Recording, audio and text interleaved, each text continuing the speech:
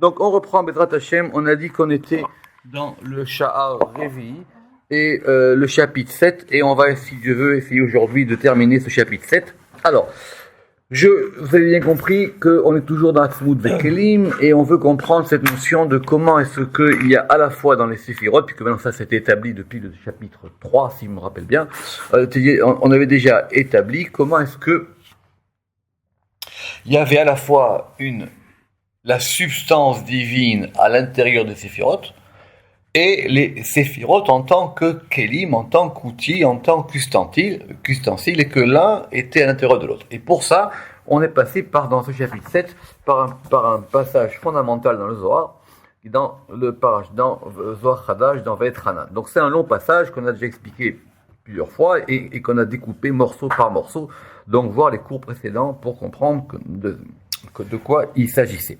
Mais maintenant, on est arrivé la dernière fois à un point essentiel.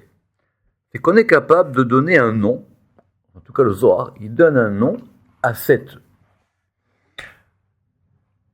épanchement de la lumière qui provient du Ein Sof et qui va, comme on avait vu la dernière fois, de haut en bas et de bas en haut, être à la fois l'éclairage, le moteur, l'énergie et la vitalité des sphirotes. Et cette chose-là, on l'appelle Boutsina des Kardunita ou Boutsina des Kadrinuta. D'accord ? Alors, notez-le, c'est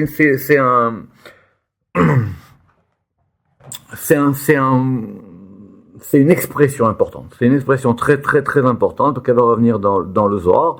Et donc, on avait dit que c'était, si on disait que c'était Boutsina des Kardunita, c'était une lampe de soufre, et si on dit Boutsina des Kadrinuta, je ne sais pas pourquoi il y aurait des Kardinita. Alors, donc, je répète, soit c'est Boutsina des Kardunita, et soit c'est Boutsina des Kadrinuta. Il y a les deux versions. Et si c'était l'autre version, ça désignait effectivement la lampe dure ou la lampe, je ne me rappelle plus comment j'avais traduit ça. La lampe obscure presque. On pourrait presque dire la lampe obscure, ouais. La lampe obscure. Alors, obscur, le Ramak, il avait dit bien sûr, effectivement, que cette obscurité était parce qu'effectivement, c'était tellement enfoui, caché, que du coup, c'était considéré comme une lumière obscure. En fin de compte, une lumière noire. Vous savez, une lumière, c'est-à-dire c'est quelque chose qui vous pousse, mais vous ne savez pas d'où provient cette lumière. Lumière dure. Oui, lumière dure, mais ici, quand je relis, où il dit, ou Pirouche, Shachrut, Al-Rov et Lamo, je pense qu'on peut même traduire comme étant une lumière obscure. Ça serait même plus joli. Il faudrait que je le note quelque part. La lumière obscure. Ou l'inverse, obscurité lumineuse. Non. Ça, c'est non. Ah bon. Parce qu'il faut respecter l'hébreu. Boutsina, c'est une lampe. Ah oui. Donc c'est la lampe obscure. La lampe ou la lumière obscure. Très bien. Et alors, du coup, c'est pour ça que ce texte, il est fondamental, c'est que, du coup, on va maintenant avoir une autre appellation qui, elle, sera aussi très importante. Mais avant d'aller voir ça, effectivement, il faut que on revienne dans notre texte. Donc, le texte, il était au début du Perek Shvi, et on avait effectivement parlé là-bas, et on avait dit, donc on reprend, c'est dans la colonne de gauche, en même chet, c'est 5-6 lignes avant la fin, et on avait dit Be'ai Boutsina de Kardunita, Naïr Mande Naïr, et dans cette lampe dure ou cette lampe de soufre va éclairer ce qui éclaire, Vesalka Venarta, et donc on avait expliqué que ça montait et ça descendait, ça veut dire que justement que cette lumière-là était capable d'avoir tout le spectre, depuis le plus haut jusqu'au plus bas. Ve'it Pachat Bekrol Fitrin, et ça va se déployer dans tous les côtés. On reprend ça. Pirouche. Aliedea Oratzmut. Donc maintenant, le Ramak, il n'a plus peur. On le dit maintenant, on appelle ça s'appelle la lumière de la substance divine. Pirouche. Aliedea Oratzmut. C'est important ça. Donc ça s'appelle maintenant la lumière de la substance. Amit Pachet Miketer, qui va se déployer depuis le Keter supérieur. Pourquoi ? Parce que le Ramak, quand même, dit que même si cette lumière, elle parcourt tout le spectre, c'est quand même une lumière de Keter, puisqu'elle provient de Keter. C'est pour ça que Boutsina de Kadinota, ça désignera aussi Keter. Rappelez-vous, on a eu ça la dernière fois. Naïr Mande Naïr, c'est-à-dire ça va éclairer ce que ça va éclairer, c'est-à-dire Pirouche, Aliado, donc par cette lumière, mais Ira Ensof. Le Ensof va éclairer, Amechone Be'elem, parce qu'il est maintenant considéré comme étant caché, ce Ensof. Naïr Mande Naïr, il va éclairer ce qu'il éclaire, chez l'eau les Chanoto Bachem, parce qu'effectivement, on ne peut pas lui attribuer aucun nom. Bon, c'est pour ça qu'on a dit, il éclaire ce qu'il éclaire, parce ça a pas de nom. L'Ensof, quelque part, c'est un non-nom. N-O-N, puisque justement, c'est considéré comme négatif. Oyirse, ou alors on peut dire, allié des Boutsina, des Cardunita, par cette lumière dure, ou on a dit obscure, Yesh Or, il y a une lumière, Veshefa, et un influx, les Chol Bad Or, pour toute chose qui va être capable d'avoir de la lumière, ou Meir, et qui va éclairer, Mipne, chez En Or la Sphira, elle a allié des Boutsina, des Cardunita, et sans le souligne, parce qu'il n'y a aucune lumière dans la Sphira, si ce n'est la lumière qui lui provient de cette lampe. Donc c'est la lumière des Sirot. Donc c'est la lumière, c'est leur énergie, c'est leur vitalité. Chez Mekor Aor le Chol Aorot, parce que cela c'est la racine, ou la source de la lumière de toutes les lumières. Alors, Vefalka Venarta ou Mitpachet les Chol Citrine, effectivement on avait dit que ça montait et ça descendait et ça va se déployer de tous les côtés. Pirouche, qui a lié des Aor, parce que par cette lumière, Megadel la Séphirot, et donc c'est ça qui va agrandir les Séphirot. Parce qu'on avait dit que les Séphirot, elles pouvaient soit grandir, soit être effectivement répétitives. Et si la lumière ne passe pas, ben, il y aura un endroit où il y aura un conduit qui sera bouché. Venoten Baen Mida. Et c'est cette lumière qui va leur donner leur mesure. Les Cholsad de chaque côté. Kedemasik imeyot, comme ça va être prouvé par la suite, puisque cette lumière-là, Mityachel de Mekro, parce que cette lumière-là, elle est toujours unifiée à sa source. C'est du courant continu. C'est une lumière qui est toujours reliée à sa source. Ce qui n'est pas le cas des autres choses. Il y a des lumières des fois, c'est comme des piles. Quand la pile elle est usée, ça marche pas. D'accord ? C'est l'une des raisons pour laquelle, par exemple, quand ils veulent sortir d'Égypte, dans la paracha, ils disent on veut aller à 3 jours. Pourquoi vous voulez aller à 3 jours ? Parce qu'une lumière, elle éclaire que jusqu'à 3. C'est pour ça qu'entre le Shabbat et n'importe quel jour de la semaine, le maximum qu'il y a, c'est 3. Parce que le Shabbat, c'est la lumière qui éclaire la semaine, et c'est 3. Et après 3, c'est la mort. Tant que la lumière elle n'est pas réactivée. D'accord ? Donc c'est comme une pile. Une pile, au bout d'un moment, elle va s'éteindre.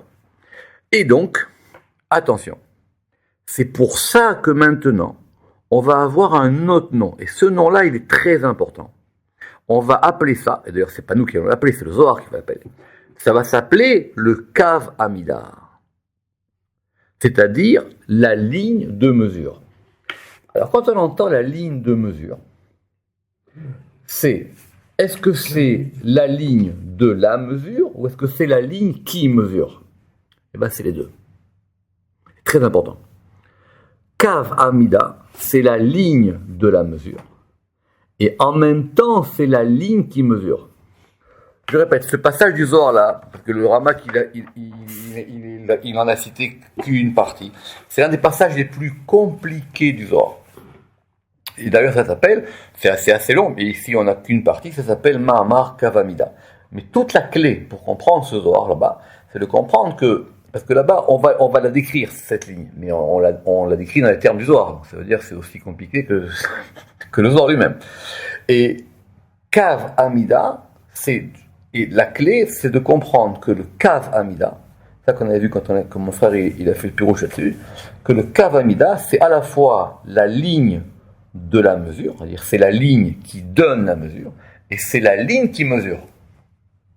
Et donc c'est elle qui donne la mesure à chaque chose. Parce qu'en fonction de la lumière qu'on reçoit ou qu'on est capable de percevoir, nous aussi on donne une mesure aux choses. Quand une chose vous arrive dans la vie, le plus dur, c'est de savoir mesurer ce qui vous arrive. De lui donner une mesure. Or, cette mesure-là, elle dépend de la manière dont vous allez mesurer la chose. Or, vous allez la mesurer en fonction de cette ligne de mesure. Or, cette ligne de mesure, c'est à la fois une ligne qui détermine la mesure et qui est une ligne qui provient de la mesure. En gros, c'est facile. On mesure en fonction de ce qu'on est ou de ce qu'on a. Mais si on est capable de mesurer plus grand, en fonction de cette lumière qu'on perçoit, alors on va voir la chose de manière différente. C'est important ça, c'est capital. Velachen nikra kavamida. Alors le Ramak ici, il va donner explicitement le pshat. Donc c'est pour ça que ça s'appelle la ligne de mesure. Pirouche. Kav, c'est une ligne. Bederer amidot, dans le chemin, dans la voie des... Alors les midot, ce sont, n'oubliez pas, c'est à la fois les mesures et c'est aussi les séphirotes. Chez M, Bekav, parce que les séphirotes, elles sont en cave. Rappelez-vous qu'il y a plusieurs manières de les configurer, mais ici, on les voit comme étant une ligne. VI, Kav, Amida. Et donc, c'est cette ligne de mesure. Chez Noten, Mida, les Chol à Atzilut, et qui va donner une mesure à toutes les émanations. Et VI, Mamash, Boutsina de Kardunita et de Pirachnou. Et ça, c'est la même chose que Boutsina de Kardunita. C'est pas facile de dire ça. Et il dit, c'est la même chose. Comme la lumière, donc. C'est la même chose. C'est-à-dire que ce qu'on appelle Boutsina de Kardunita, ça s'appelle Kavamida. C'est pas évident de dire ça. On peut dire que c'est deux choses différentes. Mais lui, il pense ici que c'est la même chose. Et il va l'expliquer. Ou Bebechinot Amidot. Et dans maintenant les aspects des mesures. Limudotam Kirtsono. Donc maintenant, pour pouvoir les mesurer, c'est pas l'imoud, le verbe d'étudier, c'est l'émaded, c'est-à-dire le verbe de mesurer. Pour pouvoir les mesurer selon sa volonté au Créateur, chez U'etzem Amatzil, parce que c'est ça, l'essence de l'émanateur, et ça s'appelle Kavamida. Si vous voulez, Kavamida, c'est égal à l'essence de l'émanateur. Veze Sheama. Il y a une autre version, que justement vient de nous relever. Alors, dans l'autre version, il dit que ça correspond à deux aspects. Selon l'aspect de la lumière elle-même, ça s'appelle Boutsina de Kardunita. Et selon l'aspect de la mesure, qui correspond à l'essence, la substance du Ma'atzil, qui va mesurer les choses, ça s'appelle Kavamida. En fin de compte, c'est la même chose, vu de deux axes différents. Donc, selon l'angle de ce qu'on a appelé la lumière en elle-même, ça s'appelle donc cette lumière obscure. Et selon l'aspect de la mesure des choses, ça s'appelle Kav Amida. Vezeshama, et donc c'est comme ça que le Zohar il a dit, Be'ai Boutsina de Kardunita, et dans cette lampe dure, chez Waor, qui est la lumière, comme on vient d'expliquer, Kad Itpachet Lechol Titrin, lorsque cela va se déployer dans tous les côtés. Aïnou, chez Noten Mida Lechol Tzad, Mitzadea, ça veut dire qu'elle va donner une mesure de chaque côté, de tous les côtés de l'émanation, alors ça s'appelle Kavamida. Alors ça s'appelle Kavamida. Tout le monde dit oui. Mais c'est la même chose. Enfin, c'est la même lumière, mais soit elle s'appelle en tant qu'unité de mesure, soit elle s'appelle en tant que lumière qui donne la substance aux choses. Alors, on va terminer maintenant les quelques lignes qui nous restent du Zohar. On reprend dans le Perek Shevi. Et donc, on va relire. Vechad ikre kavamida. Et donc, c'est pour ça que ça s'appelle le kavamida, c'est pour ça que ça s'appelle la ligne de mesure. Vekaima mishrata. Et va se tenir. Mishrata, ici, ça veut dire, et va se tenir la mesure. Mishrata, c'est la médida en araméen. Vekaima mishrata le'ela vetata. Et donc, maintenant, va se tenir une mesure en haut et en bas. C'est que 5 lignes avant la fin de la colonne. Kav Amida Boutsina de Kardunita. Donc maintenant, ce Kav Amida, cette ligne de mesure, c'est Boutsina de Kardunita, c'est-à-dire la lampe obscure. C'est Tima de Chol Setimin. On revient évidemment, c'est le cachet de tous les cachets. Mishrata Neira. Donc maintenant, sa mesure, elle est claire. Entre parenthèses, autre version des Hitkin parce qu'elle va arranger. Chez Pirou, les Choula, elle va arranger la beauté pour tout. Ah, ou chez Pirou, et c'est ça, et c'est cette beauté des Nafik qui va sortir. Mipshitu Kanma, de l'épanchement premier, on pourrait dire, du premier déploiement, Iou Atkinun, et c'est lui qui les répare. Be Kaimin et Mishratal et Lavetata, en lui se tiennent pour pouvoir mesurer le haut et le bas. Man Dezake Be'ai, conclusion, celui qui mérite ça, Veyadebe, et qui la connaissait cette chose-là, Zachi le Minda, Bechormata Demare, celui-là, il va mériter de connaître la sagesse de son créateur. Quand on a accès à ça, alors on sait maintenant comment les choses, elles marchent. Si on est capable de mesurer, nous, cette ligne de mesure dans chaque chose, alors on voit pourquoi que ces choses-là sont là. Voilà que Zohar dit. Man dezake be'ai, celui qui mérite ça, ve'yadabe, et qui le connaît, vachele minda bechormata demare, il va mériter de connaître la sagesse de son maître. Vaka chulake bayalma, heureuse est sa part dans ce monde-ci, ou be'alma de'ase, et dans le monde qui vient. Pourquoi dans les deux mondes? Parce qu'il est capable de mesurer comment ça se passe d'un monde à un autre monde, où il voit en fin de compte comment les deux mondes sont liés. Alors c'est ça que nous allons maintenant revoir dans la fin maintenant de ce qui nous reste à expliquer. Alors,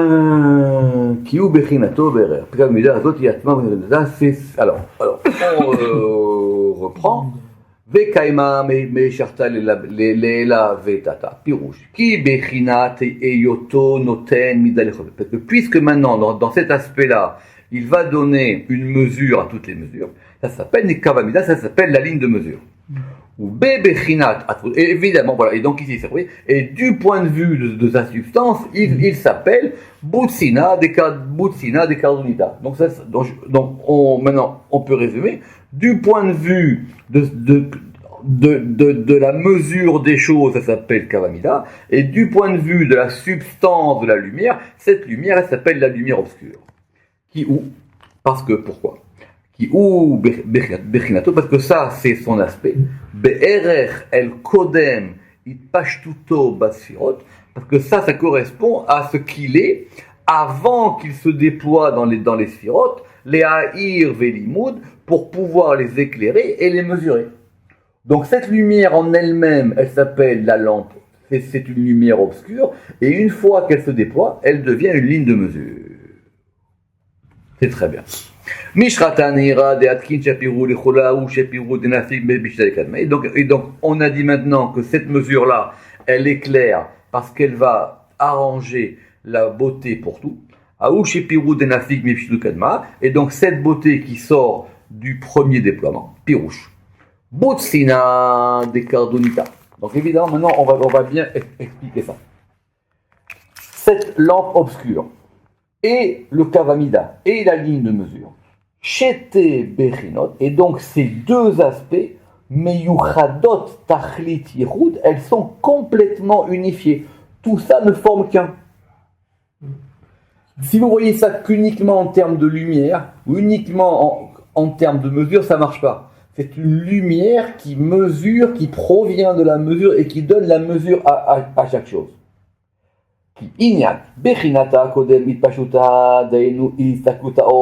Parce que si maintenant on voit l'aspect qui est de cette lumière avant qu'elle se déploie, c'est-à-dire quand elle va être à la jonction avec l'éther et donc avant qu'elle se déploie dans les séphirotes.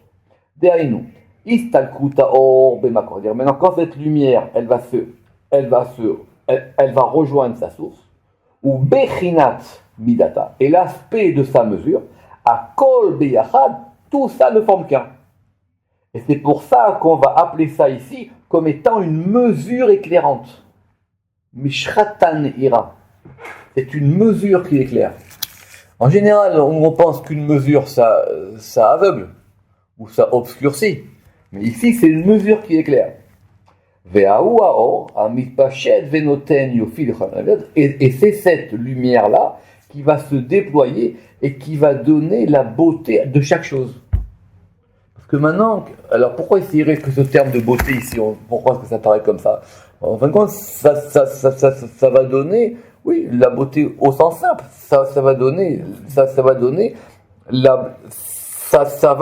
une beauté à toutes les choses. On comprend maintenant pourquoi c'est comme ça. C'est pour ça. Par exemple, et on revient, Keïnian, Machal Haor, la chute, comme on avait dit, vous vous rappelez cette fameuse parabole de la lumière qui va passer par des écrans de verre différents. Comme on l'a expliqué, des nafiques, mipchitu, parce que cela sort de l'émanation antérieure, imken, et yota mida limdot. Maintenant, puisque c'est une mesure qui est là pour mesurer, ve'iyota betina, et que c'est en même temps une lumière. Et donc, on comprend maintenant ici, de'ainu denafik mipshitu kalma, parce que ça sort du premier déploiement, kalma. Akol echad miyuchad et tout est un. Donc, d'après le Ramak, la fin du Zohar, c'est pour dire que ces deux-là ne forment qu'un. C'est que c'est qu'une même chose. Yuatkin lebe, et donc maintenant, il va arranger, lui, tout. Pirouche. Botsina de Kardonita, cette lampe obscure. Ou Ametaken Amidot, c'est cette lumière-là qui va arranger, organiser toutes les midot, toutes les mesures, toutes les séphirotes. Beatzmut, dans leur substance, c'est-à-dire par rapport au Kav Amida.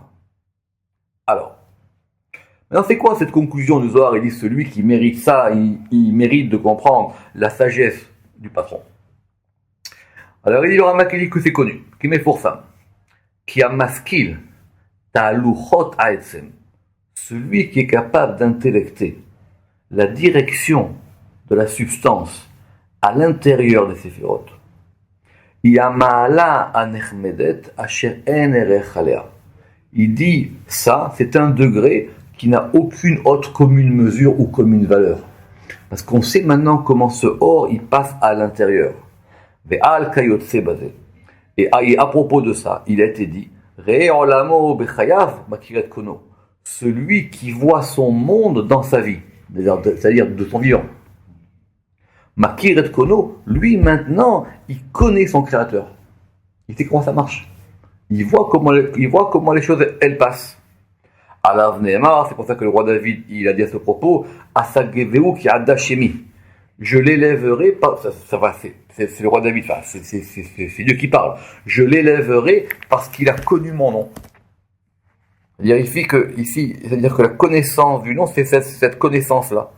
Et donc, comme effectivement, il connaît mon nom, il sait comment ça se passe, il sait comment cette lumière, elle circule, alors lui, je l'élèverai. Et c'est à propos aussi qu'il a été dit, Da et Elokai avicha verdu, connais les dieux de ton père et serre-les. Ve'al yarshov ameayet. On a dit, celui qui va scruter ça, il ne faut pas qu'il pense, qu'il istalku taora et semazé, que le fait que cette lumière-là, maintenant, elle va être dynamique. Et il ne faut pas qu'il pense que le mouvement de cette lumière, Amit Pachet El Mekoro, qui va se déployer vers sa racine, au Itpash Tuto, et le fait qu'elle se déploie, Moré Shubamasil, ne pense pas que les déplacements de cette lumière indiquent un changement dans l'émanateur. On revient toujours à la même question. On ne parle pas de Dieu. Ne pense pas que maintenant, selon que cette lumière-là, elle va passer, ou même d'après ce qu'elle va faire, quand elle va se déployer, elle va grandir, ou elle va rendre les séphirotes plus petits, que ça va indiquer un changement dans l'émanateur, Chavé Shalom. Ki lo yizdak ala inyan kaze shinui. Parce que de ce point de vue-là, il n'y a pas de changement. Parce que de la même manière que c'est pas parce que Dieu, il y a un moment, la surveillance divine, elle s'enlève d'une chose, que Dieu n'est plus là. D'accord? C'est une question connue. C'est pas, ça remet pas ça en question. Mina olam. Ve'afilu bederech Rabbi David. Et même selon l'opinion de Rabbi David, vous rappelez, revoir le début du chapitre, pour ceux qui avaient dit que c'était la Tzmut, ou est-ce que c'était le Kelim. Les Kabel, Veshar Amedavrim, et tous ceux qui parlent Beinyanze, et tous ceux qui parlent de ce sujet-là, qui a Shinou Ibamidot, parce que maintenant le changement dans les attributs, Mipne she'enan muchanot lekabel ha'etzem, si les sphirotes elles changent, c'est parce qu'elles sont pas capables de recevoir cette substance en elles. Mais c'est pas du point de vue de la substance. Lo mipne shinu chali avechaz. Toujours pareil. C'est toujours en fonction de ce que la personne elle peut recevoir. Tu comprends? Si tu as un verre cassé, dis pas j'ai pas d'eau. C'est ton verre qui est cassé. C'est l'histoire. Dis pas pourquoi tu m'as pas servi. Oui, je t'ai servi, mais Habibi, ton verre il est cassé. Une séphirote, ça passe pas, c'est la séphirote de chez l'homme. Exactement, c'est pareil chez l'homme. Ne dis pas que tu m'as pas servi. Non, je t'ai servi, mais simplement ton verre il est cassé. Alors, arrange ton verre et tu verras que tu peux recevoir plus. Conclusion. Il dit maintenant, nous avons achevé l'explication de ce passage-là, comme cela nous a été influé des cieux. C'est pas facile, hein, de trouver d'avoir un texte comme ça et de sortir. Il dit c'est forcément, il dit je reconnais que cela m'a été inspiré d'en haut. Velo ne'ela mimeno, qui a amarazé tsarir bibliothèque. Mais évidemment, cela n'empêche pas que ce texte aurait besoin aussi d'une explication beaucoup plus large. Vekol she'eno bechok enoshiaka. Et pardon, alors biur yoter achav. Et alors, ce texte aurait demandé une explication plus large et un intellect qui n'est pas de l'ordre de l'intellect humain.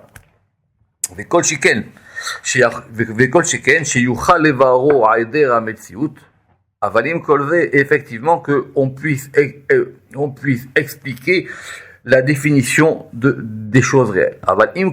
Maintenant, malgré tout cela, bien qu'effectivement, ça veut dire j'ai fait ce que j'ai pu. Asinu amutal alenu, nous avons fait ce qui était en notre pouvoir. Ou mitocholamanu. Et donc, par ce texte-là, on a quand même appris. Metsiut asifirot. On a appris maintenant qu'effectivement, il y a une réalité des séphirotes. Ve'atzmut, et de la substance. Amit pachet betocham, qui se déploie à l'intérieur des séphirotes, comme on l'a expliqué. Et ça, ce sujet, dans les portes qui arrivent après, etc., dans le chapitre suivant, on continuera à l'expliquer. Ou Baruch Hashem, Eloké Israël. Donc il dit, je remercie Dieu, le Dieu d'Israël. Asher lo ishbit lanu, Goël, qui lo ishbit lanu Goël, c'est ce banc. Et donc, béni soit Hashem, qui ne nous a pas privés qui ne nous a pas privés de quelqu'un, d'un rédempteur, de quelqu'un qui nous délivre, Ve'eir enenu, et qui a éclairé nos yeux dans ce texte-là, Ve'u be'asagat davar muskam, et qui est en même temps la perception de quelque chose qui est reconnu et accepté, Befi kol amekubalim, dans ce que disent tous les kabbalistes, Be'omram, que quand ils disent Shefa Ashofa, quand ils vont parler de l'influx qui influe. Finalement, c'est ça. Finalement, tout ça, c'est pour expliquer cette notion du Shefa.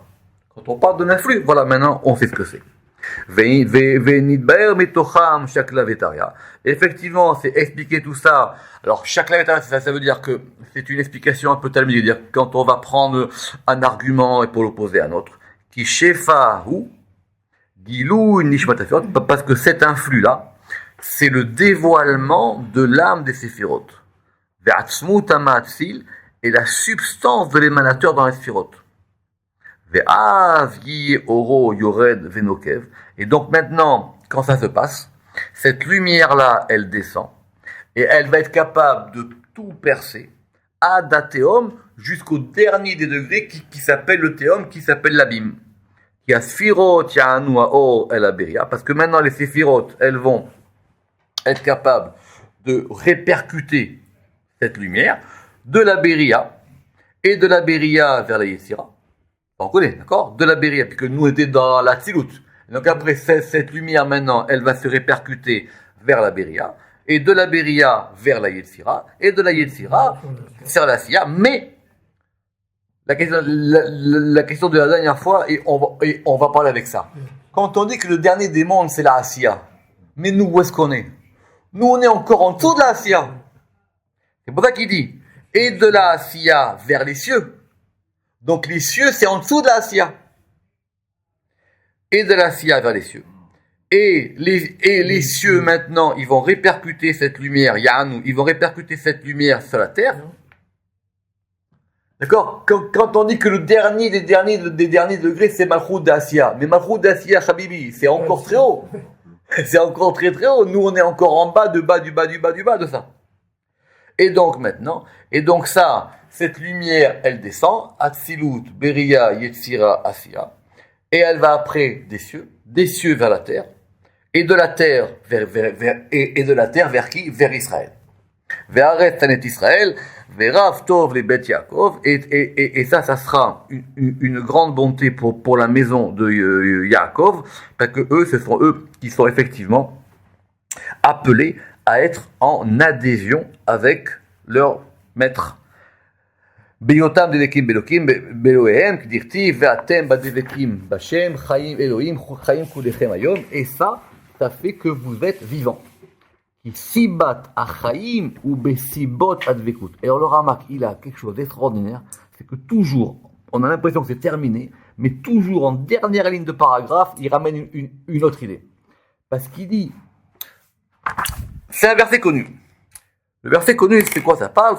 C'est dans Devarim, et à un moment, Moïse, il s'adresse à Israël, et il dit, Ve'atem adevekim b'Hashem, et vous, Adevekim b'Hashem, ceux qui êtes en adhésion avec Dieu. Donc c'est pas tout le monde, hein. Ve'atem, vous, on va dire, vous maintenant, si vous faites tout ce que je vous dis, Atem adevekim b'Hashem, vous allez être ceux qui sont en adhésion avec Hachem, Chaim, avec Hachem Elohim, Chaim kulechem hayom, et aujourd'hui vous êtes tous vivants. Il dit, Ki sibat achaim ou besibot advekut. Pourquoi est-ce que le verset, il a lié l'adhésion à la vie? Je relis. Ve'atem hadevekim b'Hashem, et vous, les devekim b'Hashem, ceux qui êtes en adhésion avec Hachem Elohim, vous êtes vivants. Alors il dit parce que la cause de l'un, c'est la cause de l'autre. Ve'irtse be'omro chaim kulechem, parce que vous êtes vivants en tant que vous êtes capable de puiser, d'être yonek, littéralement de téter, de vous nourrir, de vous abreuver de cette chose éternelle qui s'appelle Me'achai anitzri, de cette vie éternelle. Et c'est pour ça que maintenant vous êtes tous vivants. Baruch Adonai Le'olam. Amen ve Amen.